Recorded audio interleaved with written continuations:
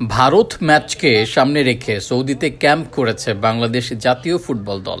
সেখানে দলের সাথে যোগ দিয়েছেন প্রবাসী ফুটবলার ফাহমিদুল ইসলাম। কৌশলগত কারণে ফাহমিদুলকে প্রকাশ্যে আনা হয়নি এতদিন, এমনটাই জানিয়েছিলেন কোচ হ্যাভিয়ার কাব্রেরা।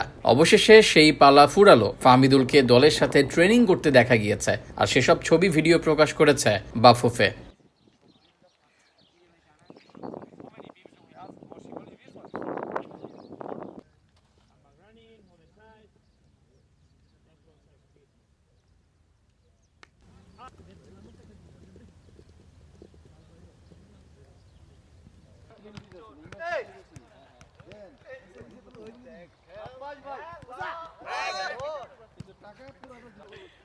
আমি জীবন দিয়ে দিলাম লাভ দিয়া